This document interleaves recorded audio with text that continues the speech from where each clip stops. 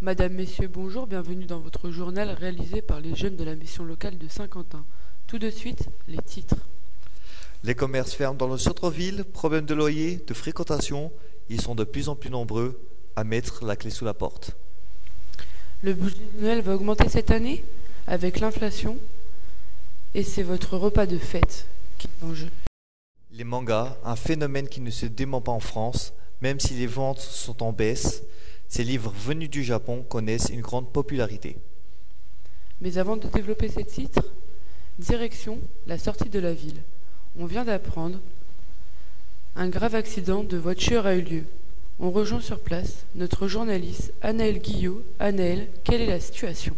Oui, je suis sur le lieu de l'accident, les pompiers sont encore sur place, tout comme les deux véhicules sur lesquels ils sont en train d'intervenir. Le choc a été violent, avec des dégâts importants sur les véhicules, ce qui témoigne du choc de la collision. Suite à cet accident, les deux blessés sont en urgence relative et ont été transportés à l'hôpital de Saint-Quentin, mais leurs jours ne sont pas comptés. À ce stade, on ne connaît pas encore les causes de l'accident, elles restent donc à déterminer, nous n'avons pas plus d'informations pour le moment. Cet accident s'est produit sur la départementale 1044 à hauteur du viaduc de Saint-Quentin, dans le sens Laon-Saint-Quentin, à hauteur de la voie d'accélération. Il faut donc éviter le secteur, car la circulation est bloquée entre le viaduc et le rond-point du drive Leclerc. Vous l'avez sans doute remarqué en vous baladant en ville, beaucoup de boutiques ferment et ne trouvent pas de repreneurs. Une situation difficile pour les commerçants et les Saint-Quentinois. Reportage Abderrahmane Zerougui et Laura Pestel. Des rideaux baissés, des boutiques fermées. Dans le centre de Saint-Quentin, les locaux commerciaux se vident depuis une quinzaine d'années. Une situation qui inquiète les habitants de la ville. Le centre-ville meurt et il n'y a plus d'animation, il n'y a plus personne dans le centre-ville. Qu'est-ce qui se passe ? Ça va de plus en plus fermer du fait qu'il y a les commerces via Internet. Donc du coup, il y a de plus en plus de magasins qui font faillite. Puis maintenant, vu la technologie de nos jours, je pense qu'il ne va plus rien avoir au centre-ville, quoi. Ça fait perdre beaucoup d'emplois. Surtout en centre-ville, il y a des moments, il y a pas mal de turnover sur certains commerces. Sur la rue d'Ille, il y a vraiment beaucoup d'enseignes qui sont fermées. Et voilà, c'est vraiment porte close, rideau clos. Des fois, ça fait un peu bizarre. Cette bijouterie de la rue d'Ille va fermer définitivement dans quelques semaines. Ouverte depuis 2002, les propriétaires ne trouvent pas de repreneurs. C'est assez compliqué de tenir un commerce maintenant à Saint-Quentin. Le prix des loyers est très cher pour s'installer. Quand c'est pas votre immeuble et qu'il faut payer un loyer, c'est très cher. Et sinon, quand vous êtes propriétaire, les taxes foncières sont énormes. Donc vous partez déjà avec des charges importantes quand vous voulez vous installer à Saint-Quentin. Thérèse est pâtissière. Elle a ouvert depuis moins d'un an à Saint-Quentin. Depuis, elle a du mal à faire décoller son commerce. Et c'est vrai qu'une rue où quelques commerces sont fermés, c'est pas attirant du tout. Donc je pense qu'il faut qu'on se batte 2 fois plus que dans la grande distribution. Si le centre-ville semble être désert, tout le monde espère que les fêtes de Noël vont relancer la fréquentation. Faire le plein coûte de plus en plus cher.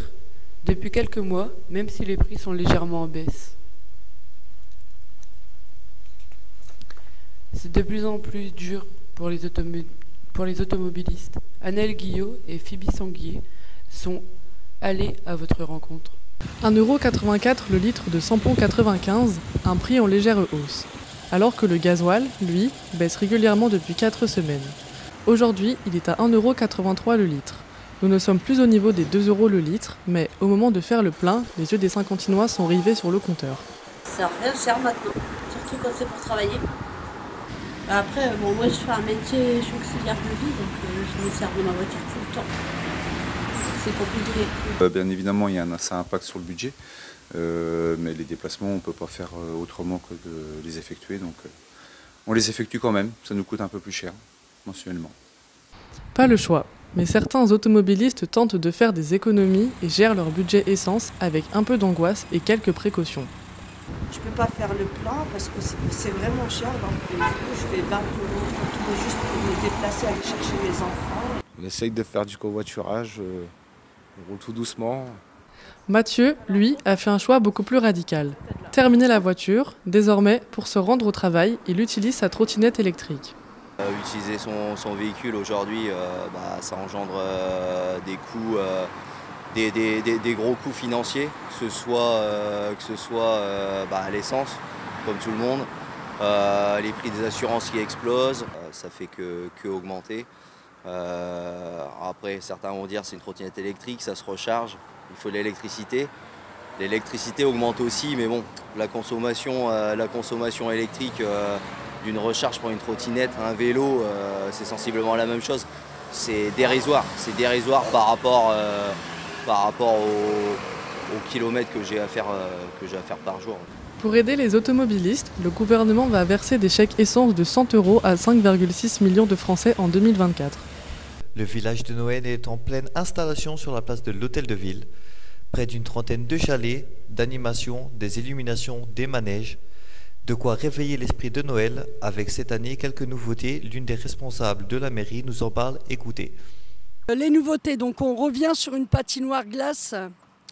On met également en place une luge synthétique de 25 mètres et on met une piste de karts pour tout petits. Donc là, c'est ça la nouveauté, c'est la piste de karts pour les tout petits. Au niveau des illuminations, on va avoir le dôme lumineux qui est un éternel basique. Donc ça, on va avoir les poteaux lumineux qui vont être également illuminés. Et on va avoir les illuminations de la ville qui sont faites et positionnées par le service éclairage public tous les ans. Alors cette année, on est à 29 chalets d'exposants, autant des choses nourriture, fait main, voilà. On est au complet.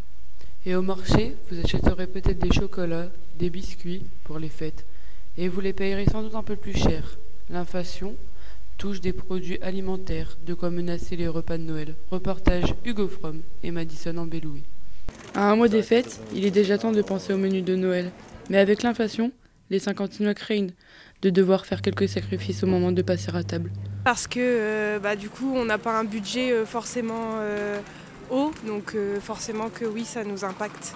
Oui, un petit peu, mais disons que comme c'est Noël, on essaye de faire plaisir aux proches, et puis tant pis, on se serre à la ceinture pour autre chose. J'espère que ça va bouger pour que tout le monde puisse se retrouver aussi, pour pouvoir aussi profiter de la vie. Cette année, les Français n'ont pas été épargnés par l'inflation. Dans cette chocolaterie du centre-ville, Noël représente 50% du chiffre d'affaires annuel. La propriétaire craint une baisse de sa fréquentation. L'activité est repartie, on va dire, depuis la semaine dernière, mais ça reste beaucoup plus timide que l'année dernière. Les gens ont tendance à s'y prendre un peu plus à la dernière minute par rapport à l'année d'avant. Alors, on a subi la hausse du sucre et surtout la hausse du cacao.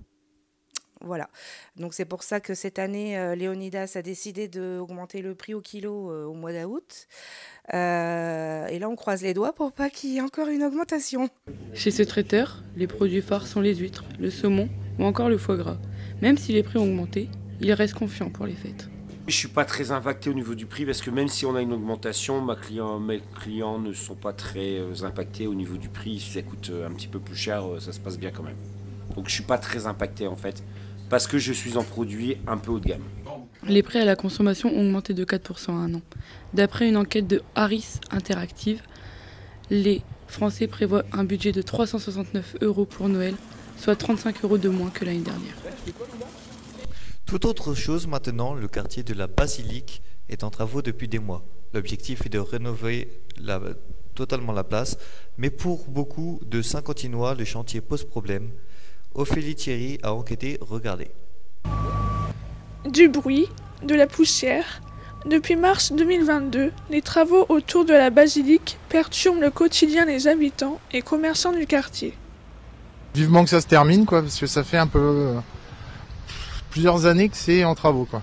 C'est un peu long. Il y a beaucoup de gens qui se plaignent, qu'ils ont du mal à se garer, tout ça. Du coup, on a eu moins de monde à cause de ça. Les travaux autour de la basilique, il fallait que ça se fasse parce que Saint-Quentin, le centre, c'est comme le gruyère suisse, c'est plein de trous. Le chantier a été retardé suite à des fouilles préventives obligatoires. 10 000 mètres carrés de sous-sol creusés qui ont très vite révélé des trésors de l'histoire de Saint-Quentin. On a retrouvé je me souviens bien des ustensiles de cuisine, on a même retrouvé des squelettes à l'intérieur. Donc Donc voilà, ça nous apporte, ça va nous apporter à la ville, mais tant bien même nous sur le côté touristique, de la culture, du patrimoine. Le résultat final, le voici. Un quartier qui sera entièrement renouvelé. Ce responsable d'un hôtel situé juste en face des travaux espère une hausse de sa fréquentation. Donc on sait qu'il va y avoir un petit parc au niveau du devant de la basilique et les places de parking seront un peu plus loin, mais il y aura apparemment un peu plus de places de parking qu'avant. Est-ce que ça va avoir un impact du coup sur votre activité? Ah oui, je pense. Enfin, j'espère que oui, il y aura forcément une plus belle vue de leur chambre par rapport à avant, parce qu'avant c'était juste sur parking. Il y avait la basilique effectivement, mais là ce sera un beau petit parc arboisé. Donc je pense que oui, niveau qualitatif, ce sera beaucoup mieux. En attendant le résultat final des travaux, il est possible de se rendre rue Saint-André, au Commerce Lab, afin de consulter le projet global de l'aménagement du parvis et le résultat provisoire des fouilles archéologiques. On accueille sur le plateau notre chroniqueuse Laura Pestel. Laura, vous allez nous parler de cette semaine média à la mission locale. Comment cela s'est-elle passé ? La mission locale a été contactée par l'école de journalistes de Lille. L'objectif est d'organiser un atelier média pour nous sensibiliser au métier de journaliste, à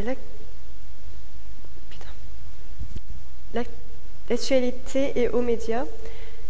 On a pu aller sur le terrain et faire des reportages en équipe et faire des interviews. Ça nous a permis de rencontrer beaucoup de gens et de recueillir leurs ressentis et de travailler comme des vrais journalistes. On était très contents de suivre cet atelier. Ça m'a permis de apprendre et de gérer la vidéo. Moi qui suis photographe depuis 4 ans, c'est une autre facette de l'image. On espère que ce journal va vous plaire. On a pris beaucoup de plaisir. Je vous propose d'écouter Laetitia Sueur, chargée de projet à la mission locale. Elle vous dit plus sur cet atelier. Tout est bien construit, il y a une organisation qui répond totalement en fait aux attentes des jeunes, mais aussi de nous en tant que conseillers qui accompagnons les jeunes au quotidien, puisque en fait le journaliste a commencé par une sensibilisation sur les médias, ce qu'est le métier de journaliste, et puis ensuite a mis les jeunes directement dans l'action, c'est-à-dire que vous avez choisi, les jeunes ont choisi l'idée en fait sur quoi ils allaient travailler, et puis ils sont allés sur le terrain, donc découverte, aller à la rencontre des gens, donc là c'est aussi se développer personnellement, voilà, prendre confiance, puisqu'il faut aller à la rencontre des autres et puis savoir interviewer les autres, les personnes, pardon, de traiter des sujets, de découvrir le matériel, donc oui, totalement satisfaite. Merci Laura. Culture maintenant. Les mangas sont un vrai phénomène en France. Ces bandes dessinées venues du Japon connaissent un grand succès. Emmanuel Van Gent nous explique pourquoi. Il trône en plein milieu de cette librairie. Pour l'instant, les ventes de mangas ne représentent que 2 à 3% du chiffre d'affaires. Mais certaines séries sont déjà de grands succès auprès du public. Alors en popularité, on en a beaucoup. On a les One Piece qui se vendent quand même assez régulièrement. La France est le 2e pays consommateur de mangas après le Japon. Mais depuis mai 2023, les ventes ont diminué de 18%. En cause, la hausse du prix des livres. Dans cette boutique d'occasion, la clientèle est là. Ici, on peut faire de bonnes affaires. Vous trouvez des mangas qui sont jusqu'à moins 70% du prix du neuf, ce qui permet d'en acheter plusieurs d'un seul coup. Là où vous allez en fait en trouver 9 dans les 6,50 €, voire 7 €, vous allez les trouver ici dans les 2 € à 3 €, ce qui vous permet d'en acheter plusieurs d'un seul coup, donc de faire des bonnes affaires. L'univers des mangas ne se résume pas qu'aux livres. Ici, on peut acheter tous les produits dérivés pour faire plaisir aux fans. Notamment des figurines. Donc on va se retrouver à la base avec quelqu'un qui fait collection de manga Dragon Ball Z, et normalement il aura dans sa chambre aussi des figurines Dragon Ball Z, peut-être des jeux Dragon Ball Z, peut-être des films Dragon Ball Z, des affiches, des posters, donc voilà, ça dérive sur plein de choses. Les mangas restent un succès phénoménal. Ils représentent 10% des revenus du secteur de l'édition. C'est la fin de notre journal. Merci de nous avoir suivis. Tout de suite, la météo suivie de votre série Clem. Bonne journée à toutes et à tous.